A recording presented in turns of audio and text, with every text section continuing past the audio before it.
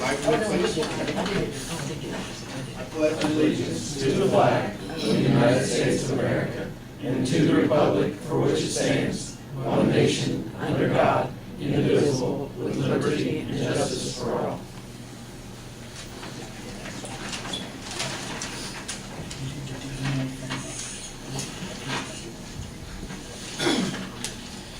Today is January 13th, 2014, time is 7 p.m. And this is the rescheduled regular meeting of the Greensburg Common Council. It's now called to order. This time requesting electronic devices to be beside please. Roll call, Bridget. Blake. Here. Glenn. Here. Terry. Here. Darrell. Here. James. Here. And Bridget has requested that we, if we can, put off delays to approving the minutes from last month's meeting until next month, if possible. So moved. Second. All those in favor say aye. Aye. Opposed, same sign. Motion passes. Thank you, gentlemen. Let's go to new business. First thing on the agenda is to elect a new council president or keep on the path we're going to do this program. Mayor, if I can, please, I would ask that my name not be considered this time. It's been an honor serving as president of the council. I thank you for the confidence that you've had in me, but I'm ready to pass the torch to whomever would take it. We appreciate your time and service as council president. Thank you. In light of that, I would move that Blake would move the nomination of Blake Ingmire for president of the council. I'll second that. Any further nominations? Nothing, and nominations are closed. All those in favor say aye. Aye. Opposed, same sign. Thank you. Motion was made by Glenn and seconded by Jamie. We need to designate newspaper for 2014, our official newspaper. Last year and years past, it's been Greensburg Daily News, Greensburg Times. We have a lot of choices. Entertain a motion to approve the Greensburg Daily News, Greensburg Times for our newspaper for advertising, legal advertising for 2014.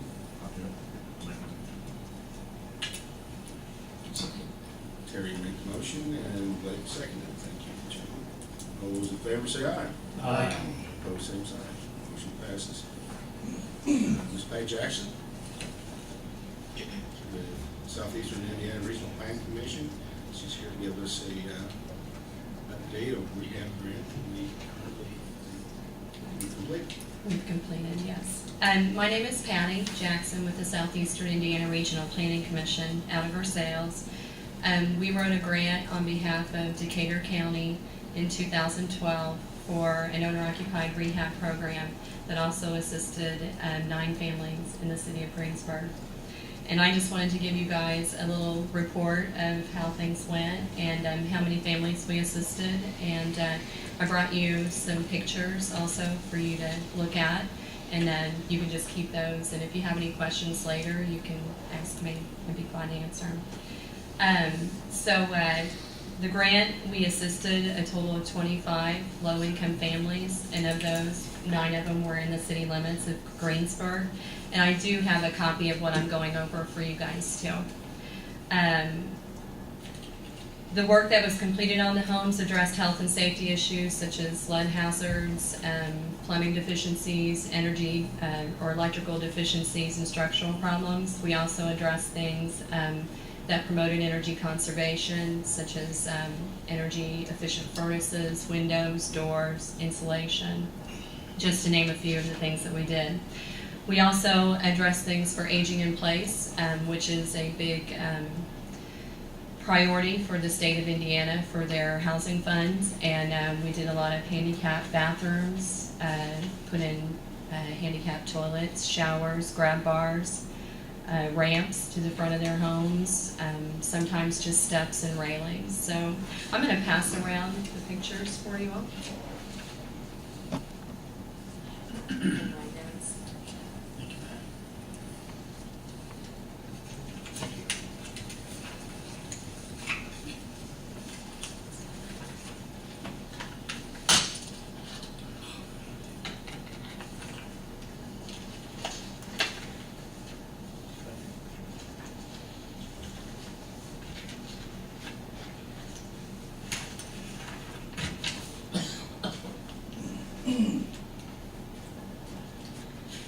The city of Greensburg gave $6,000 overall for this $500,000 grant, and we just really want to say thank you. And I know all the homeowners really appreciate you guys supporting this project. Without your support in Decatur County and Westport, this project would not have happened. And we made a great impact with a lot of families in this area. As you can see from the pictures, a couple of the properties on the front are properties in the city of Greensburg, and I won't go into too much details, but the first one was a disabled person that lived in the household. Their bathroom floor was about to cave in, and we were able to replace the entire bathroom, put in a handicap height toilet, grab bars. He wanted a shower unit, but then we put in a seat that he can slide in and make his transfers on. He also had a lot of trip hazards in his house. He had several carpets on top of carpets and stuff, so we were able to take all that out. It also tested positive for lead, and then we got one carpet that was unison all throughout the space, so that made that nice also. That's just a few of the things that we did on his house. So the other pictures, as you go through, if you have any questions, some families' households, we didn't take pictures of furnaces and electrical and all that stuff because it's kind of hard to take those pictures, but we assisted, of the 9 families in Greensburg, 1 household was just elderly, 3 households were just disabled, then 4 households were combined elderly and disabled households, and then there was just 1 household that was over the age of 55. We had to target households over the age of 55 or elderly or disabled or both. So the grant did just end the end of December, and we will be looking at applying for new grant opportunities later this, probably spring, summer. We're going to look at USDA, Rural Development's Housing Preservation Grant, and apply to them first to see if we can get some matching dollars from them like we did before. They did give us $26,369 to go towards the match of the $500,000 that we applied for. So, do you guys have any questions at all, or? As a refresher, this was a county grant to start with. Yes. Mm-hmm. We kind of piggyback on with them. Our $6,000 investment returned over $135,000.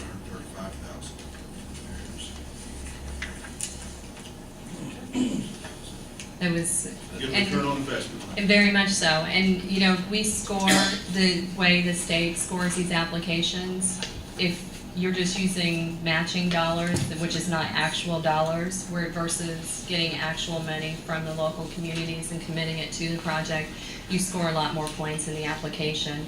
Without that, we're not very competitive. So without your all's assistance, the program probably would not have even gotten funded. So we really appreciate it, and we hope if we come back to see you again, you'll support our project again. We really appreciate your efforts. Thank you. Thank you. You're welcome. And as you go through those, if you have any questions, please feel free to contact me. I apologize, I didn't put my name or phone number on there, but I'm sure, Mr. Herbert, that you have it. So, all right. Just let me know, and I'll continue. Thank you very much. Thank you, Patty. Item on the agenda, Andrea, we go in Ingmire, Greensburg Public Library. Hello, I'm Andrea from over at the library, and I'm here today along with a couple other folks I'll introduce here in a minute to talk to you about the library's application for a general obligation bond and to ask for the City Council's approval to move forward with that. I also have Emma Hill from Umbach and Associates and Ryan Fetters from Umbach and Associates and Don Wickens, our attorney. I know you all know Don. I put together a little question answer information sheet for you in your packets, and I hope that kind of gave you a general idea of what we're looking at. But I'll go through kind of the highlights for a refresher, and then also for our crowd here.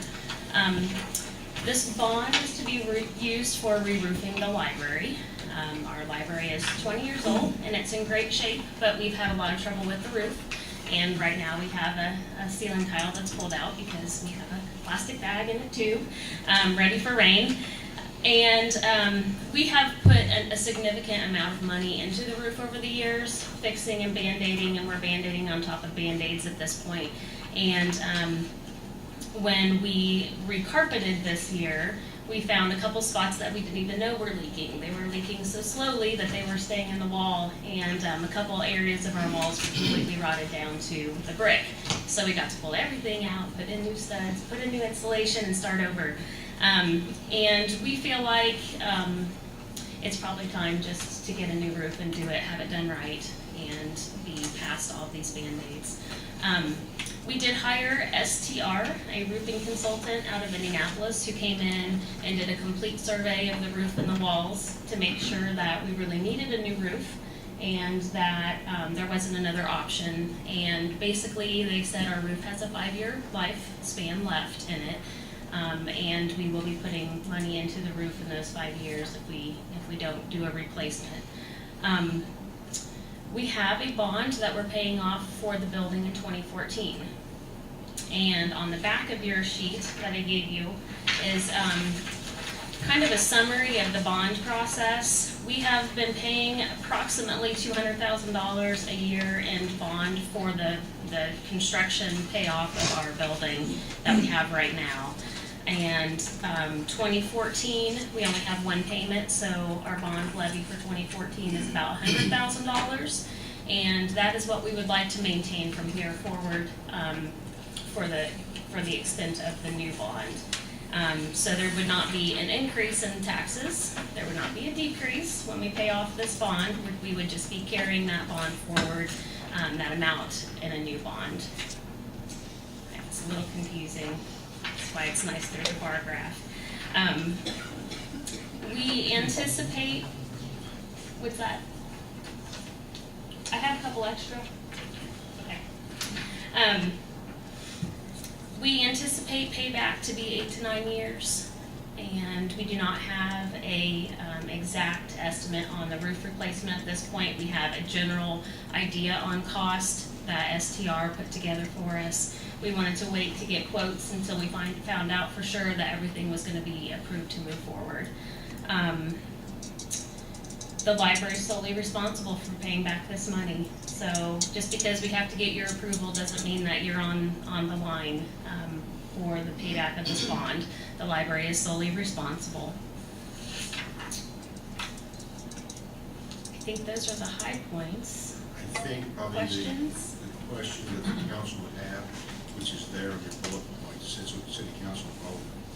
In order for the library to issue bond, approval from the library's approving body is needed. According to state law, that's the city council. Mm-hmm. That's the reason we're involved. So we're under no obligation for money. But they cannot do it without the council's approval. Correct. Now, on this roof, I might be out of context, but is that a metal roof in it? It is a metal roof. Are those guaranteed longer than 20 years? But yes, they So should. there's no guarantee on it? There's not. No repercussions or nothing? No. Huh. Yeah. I thought they're mostly a 50-year. Well, we were told 30 would be a good estimate on the roof, but Still nothing. no, I wish there was. Yeah. So I take the same people we put in the roof on. No. Of course, it has to be bid out, and you all know how that works, so we'll cross our fingers there.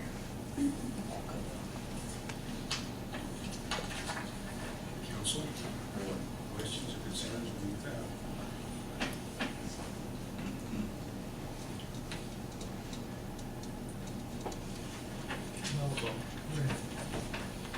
Being that it was supposed to be a 30-year roof, I guess you've learned from 20 years ago on maybe what to do different on looking for specs, or is there any process that goes into it? Yes, actually, we've decided to hire STR as a, what's the right word for it? Basically, Monitor. yeah, Construction inspection. exactly, yes. And so they actually will put together the specs, they will follow up with the construction crew, they'll be on site making sure that things are installed properly, and that will be their role in the process. That's something that I don't feel qualified to do. And they sure could pull one over on me because I'm a librarian. I don't know anything about construction. But that's why we wanted to hire somebody who would be in the middle, looking out for the benefit of the library and not for the construction company.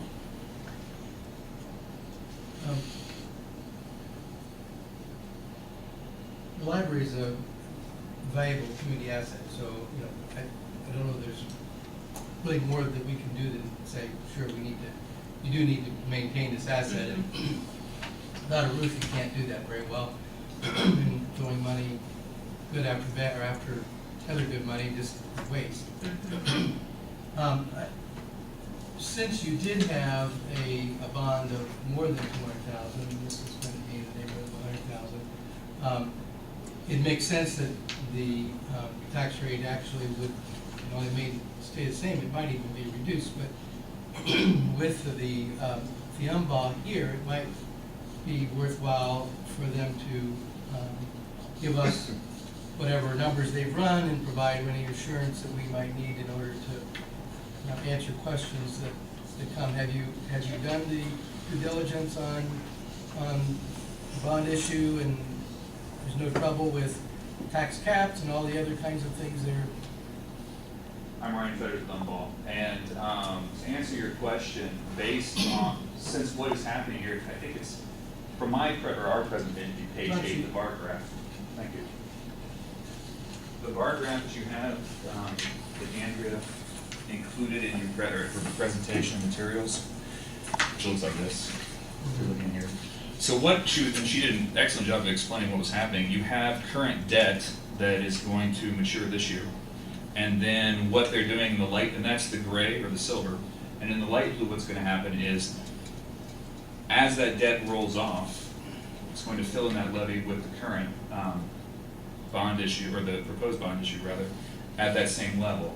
So since it's at that same level, any circuit breaker impacts that you have now are going to be the same for this bond issue. They're not going to increase. And they just have the bar graph, correct? Right. So at that level, which is about $104,000, it'd be under that level. So there would be no increase in circuit breaker than what you currently have with the current bonds outstanding. Well, So but- does that answer your question? Well, but With should this that bond go issue? down this year then? Because last year in 2013 and before, it was closer to 200,000, so in 14 it goes to 100,000. That's right, that's what I'm saying. It should drop, is what Glenn's saying, Yeah.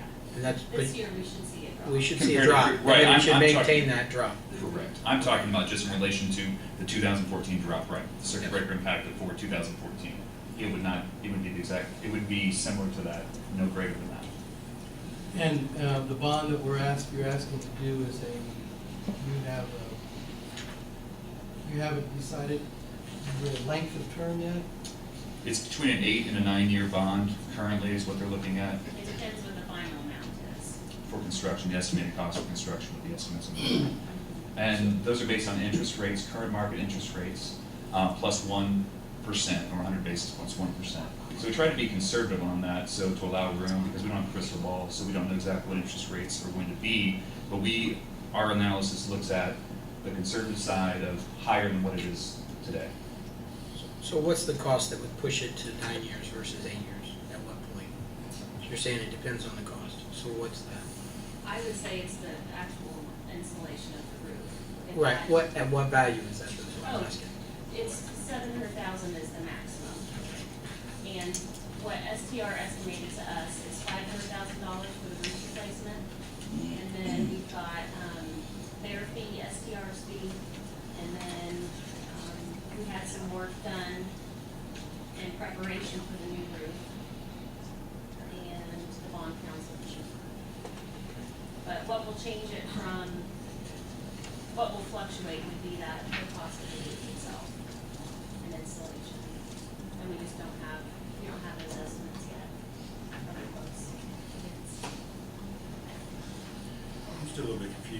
Debbie and Kane both asked this question. If you're dropping $100,000, reducing your payments from tax revenue, unless you've increased your general budget for the year, 100,000, it shouldn't be the same. Our overall tax levy will go down. So yes, if you're looking at that bar graph, yes, it does go down in 2014. But what we're saying is, from that 2014 level, we're maintaining below that 2014 level. So it is in fact, as Councilman Kane asked, below the 200,000. Yes, it's half that, roughly, based on the materials here, yes. Does that make sense? So the circuit breaker impact, which I was explaining, is it's not going to be any greater than what you have for this issue than what would be this going on currently for the 101 or $104,000 payment for this year, for 2014. That shouldn't affect any of the other entities, the taxing entities. Well, that would depend on if other entities, I don't know if other entities are issuing debt at this point. And the way things work now, one entity can impact another entity for the circuit breaker based on what debt they issue. But as far as what this is doing, what this would do, since you're rolling off the debt and filling it back in at the same, slightly under it at the same level, that circuit breaker impact would not be any different than what you would see this year, which I believe the DLGF estimates is for the library is $20,000 roughly.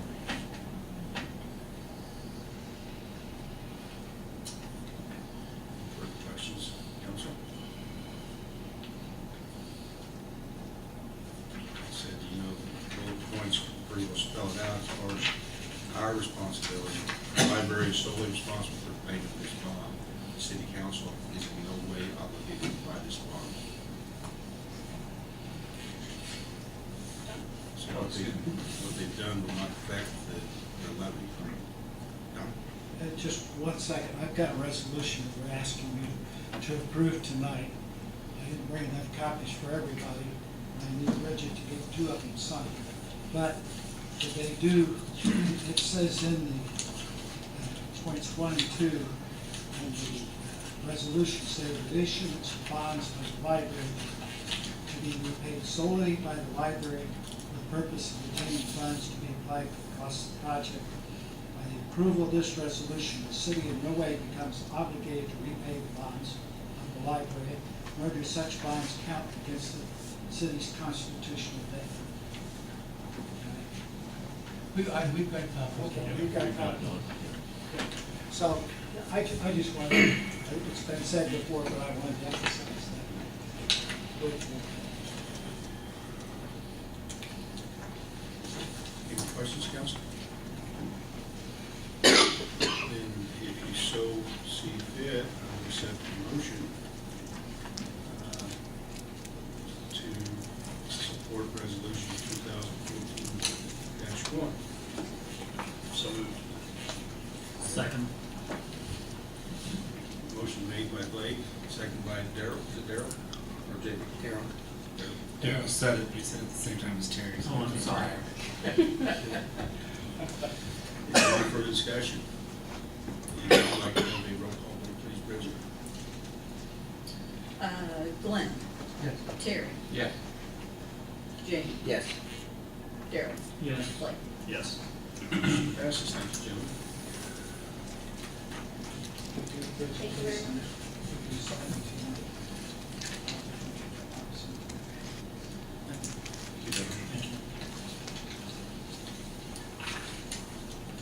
Next item, Bridget Weber. Salary orders 2014-1.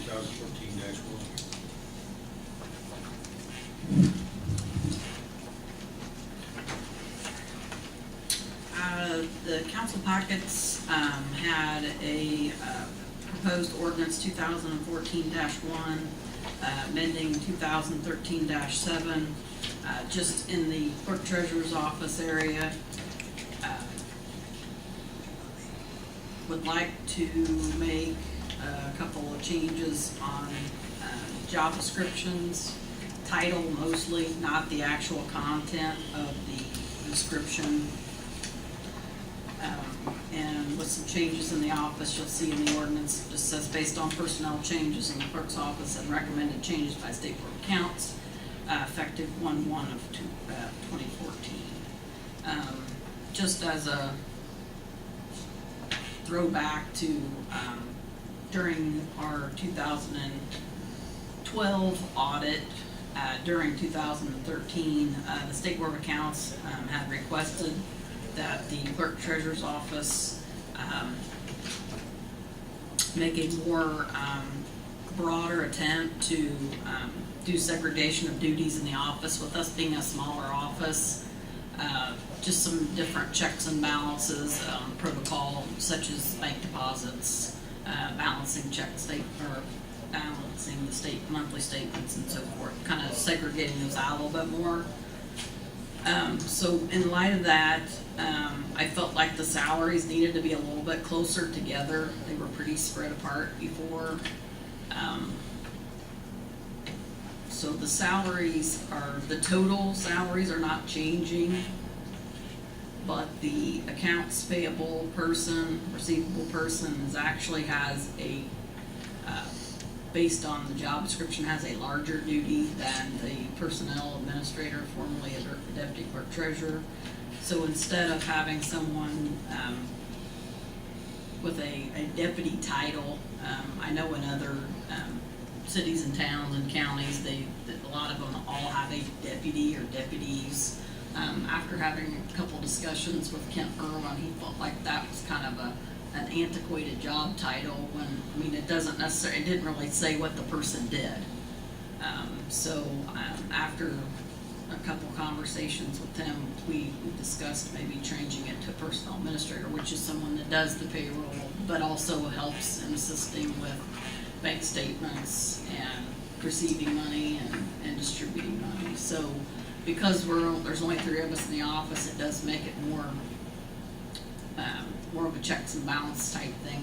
Not the same person can't be running to the bank that's drawing up the deposit every day. So we've laid out a plan, got it approved by State Board of Accounts, and I felt like this is kind of like the tail end of that plan that kind of puts the salaries a little bit more in line with the duties. So I know that I've not gathered a personnel committee per se, but really it's just title, and the duties are all pretty much staying the same. Really, it was just like I said, it was a title change, and then the ordinance from 2013-7, the salaries were $34,000 and $29,000. So like I said, it's still the $1,900.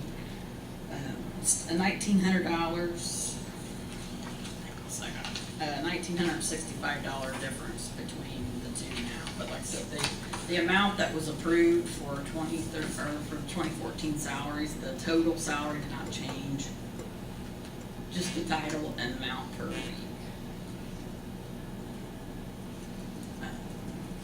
If I forgot anything, does anybody have any questions for me?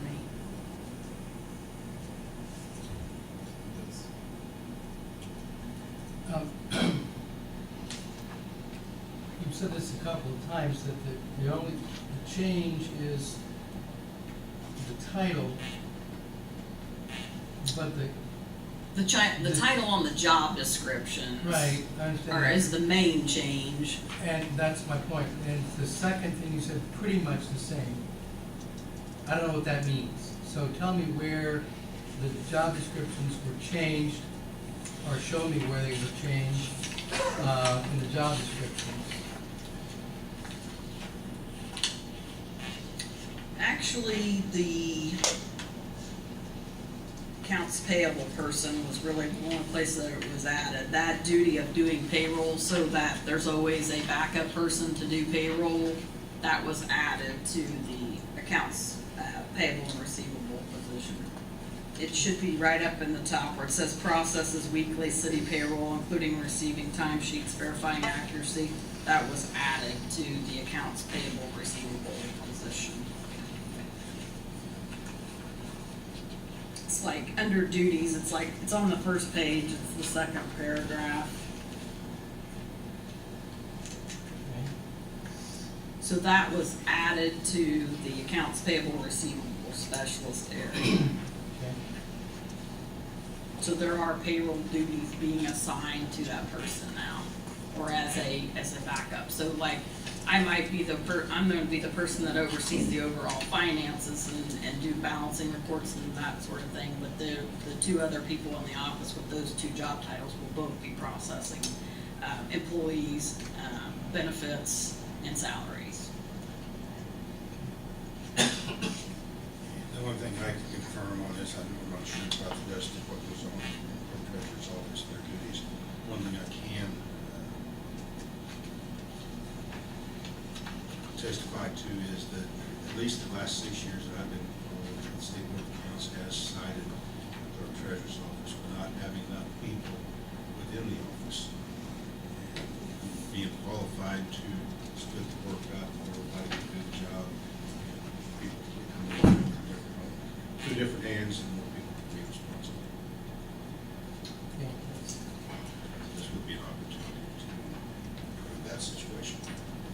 So on the budget that we approved for 2014, was the budget approved for salaries or was it approved for job titles?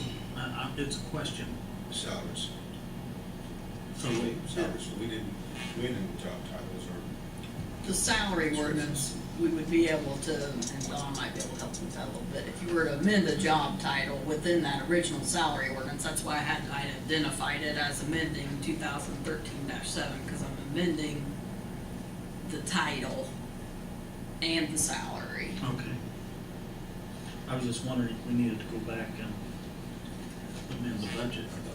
Well, the total amount that's been requested in the total salary ordinance were those two salary amounts. So the grand total, the overall 2014 budget in the general fund doesn't change. Did not change, okay.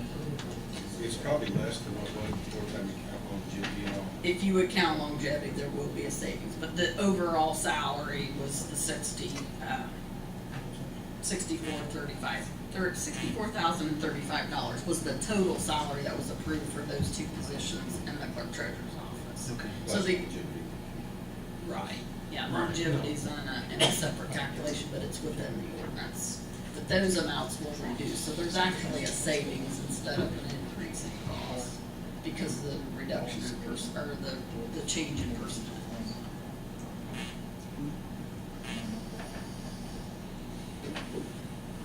More questions, comments, concerns, Council?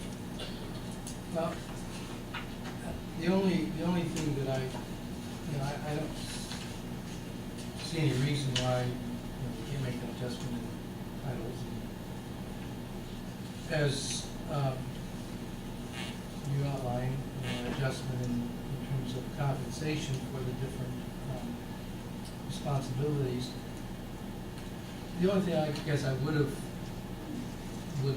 thought would have been a little more appropriate would have been to run this through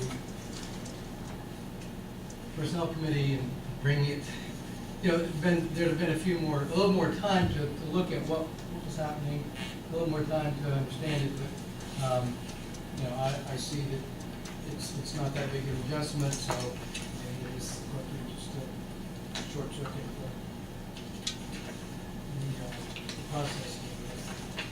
I would like to get the personnel committee together at some point and try to go, because I think there's some job descriptions that prior to me, I don't know that those were ever approved. So I think there might be some personnel committee meetings that need to happen because I think there was a couple other things in the policy that might want to be discussed. I think department heads at different department head meetings have asked about making some changes. So I don't know, I guess hopefully that'll happen yet this year. It didn't happen last year.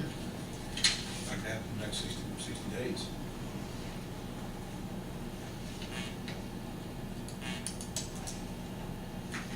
So you want a motion for approval? Yes, sir, you can. I'll make a motion, a motion. Motion. A motion for approval of ordinance 2014-1. Second. Darrell made the motion, Jamie seconded. Any other discussion? Hearing Hearing none, all those in favor say aye. Aye. Opposed, same sign. Motion passes. First reading. Now, I'll make a motion, we suspend the rules.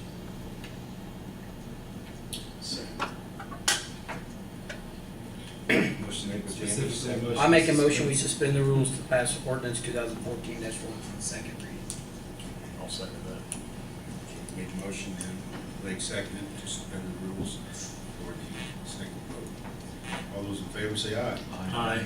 Opposed, same sign. Motion passes. Now, before we vote, an issue we brought up last week, it's up to the council how you want to handle this. This is your reading. About public discussion before you do second votes. Do you want to permit the public discussion, or do you want to feel like you are representing the public here tonight? Up to you. I'm fine if we allow anybody that wants to speak on this subject to speak. What's your second? Anyone from the public would like to comment on what we're doing here tonight? Any questions that you're not sure of? We're more than glad to fill you in.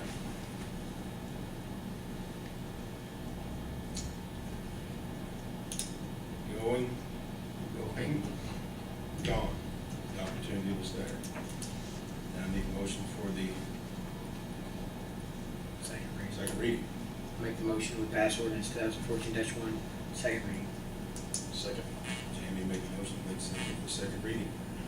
All those in favor say aye. Aye. Opposed, same sign. Thank you, Jim. The motion passes. Thank you, Board. Next item on the agenda. Councilman Poling, Board of Works report. We've got Duke Energy. Duke Energy No, easement. cross that off. That's an error. That was only supposed to be on Board of Works, sorry. I'll tell you what, I'm gonna tell you about that easement on the board of You works. go right ahead. That was the old agenda we did revise. Okay. Mark Kloster Kemper, Street Commissioner, came to the board with bids for gravel, stone, concrete, and fuel for 2014. The board passed or approved that IMI would get the concrete bid and that New Point would get the stone and gravel bid. As far as fuel is concerned, it was awarded to Premier Ag. We did decide this year to go with a fixed cost. As of today, that fixed cost would be $307 for fuel and $343 for diesel. That number can change by tomorrow, and we gave Mark an 8-cent leeway to lock in the price. Scott Chastain talked to us about the Leona Hahn Charitable Trust contribution of $10,000, and they bought a few things for the fire department. We also approved the purchase of a headset for the new fire engine. The Duke Energy easement that was just talked about, or not talked about, it's north of Bear Shell on Nightingale Drive. I believe it was 15 feet, Mayor? Yes. That we are awarding to Duke Energy. And then we also approved Mr. Stevens' contract to be city attorney for 2014. One thing, if I could add, Darrell. Sure. On the gas, the reason we give it 8 cents anyway is because the bid was for last Monday. Last Of course, you know, the meeting was canceled, and hopefully the gas went down since then, just to be good.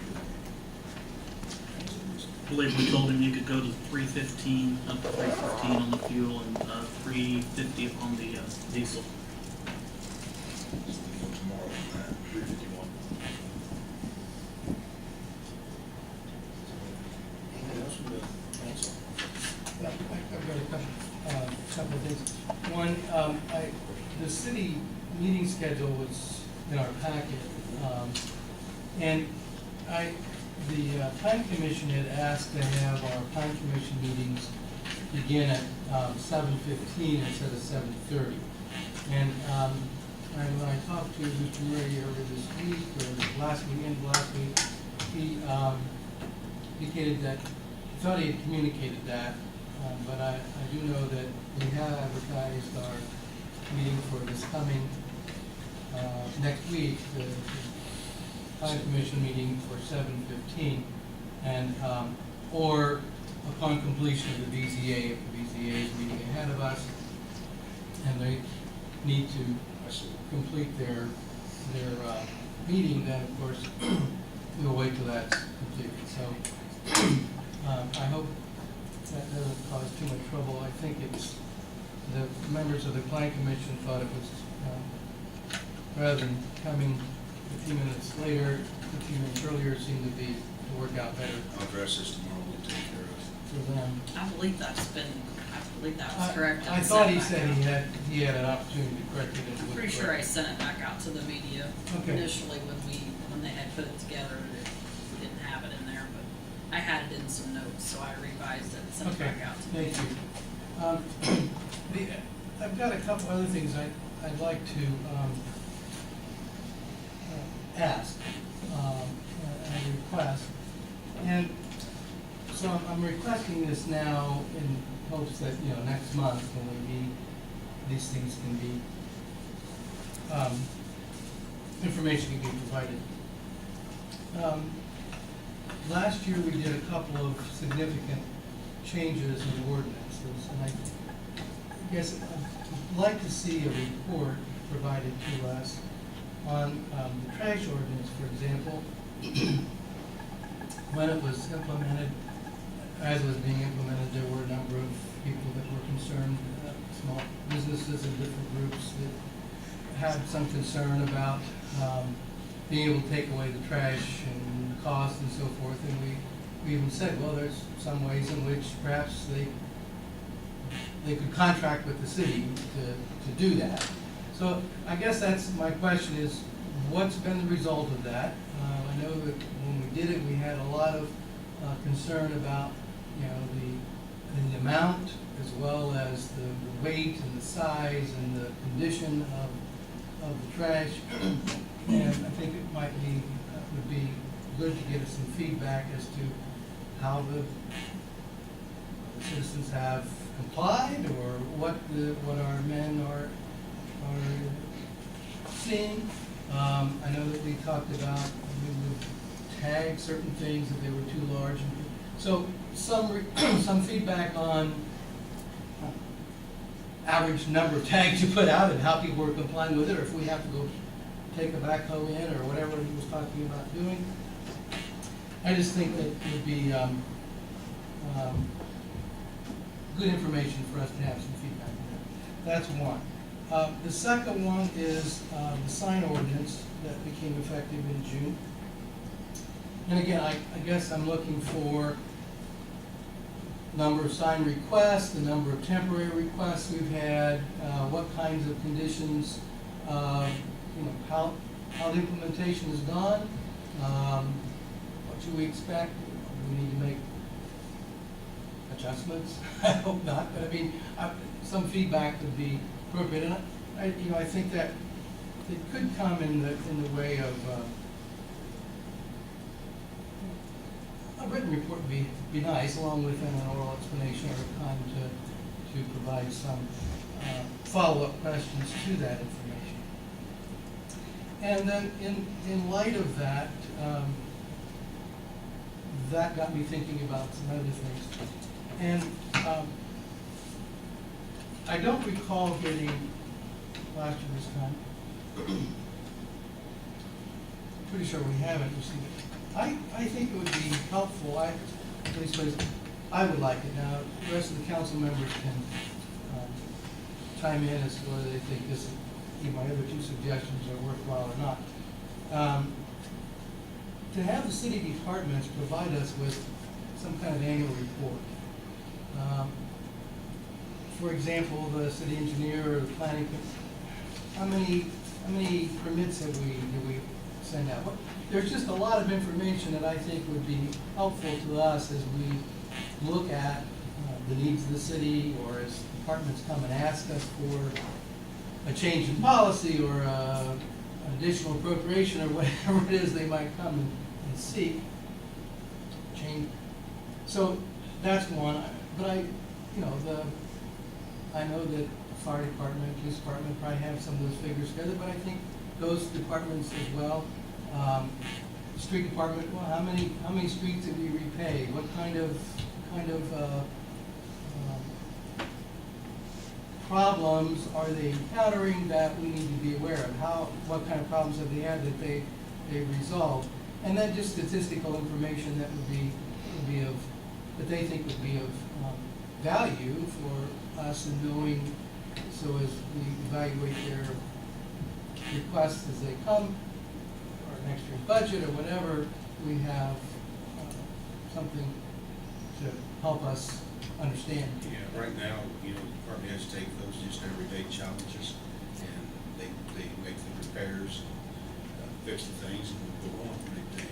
But it would be interesting to know what kind of daily challenges they have, or what total they have this year, what kind of situation, what do we need to improve, what have we improved? Yeah, and I know that we made a change in personnel, kind of on the fly here with regard to mechanic and so forth, and the changes. What's been the result of that? What is it? I mean, I know there have been anecdotal kinds of things said to us that save this much money because he's done this or that. Putting that See, in the proof's in the pudding, isn't it? well, I'm not doubting it. I just think it might be good, and I guess I would like to see this on a trend. So I'm really asking for 2012 and 2013, so we can then next year we'll look at 2014 and we can have some years build on. And we can see if there's trends or changes or whatever. So, and I understand from the department's point of view that might take a little bit longer than the next 3 weeks. So if that could be done, maybe not by December, but by March should be sufficient time to pull that together. I think we can probably get a few things like the trash. I know Mark keeps. I would like the trash and the sirens. I think those things can be brought back to us within a few weeks. I'm talking about the total department reports in a 2-year period. That might, I see making that maybe March. a written report to us by March meeting, so that then we have something to really discuss. One thing I can report to you on the grass cutting, we turned in for, some of it had been paid, so people did pay the bills, some of it is still outstanding, and they'll go on their tax bills next year. And that amounted to around $7,500 with the filing fees. About 18 residences. Thank you. That would be a great piece of statistical information that should come as part of that. Maybe it comes out of the city engineer that's usually where that's filed through the planning commission or something. So those would be some things. And then I've got one other thought, suggestion actually.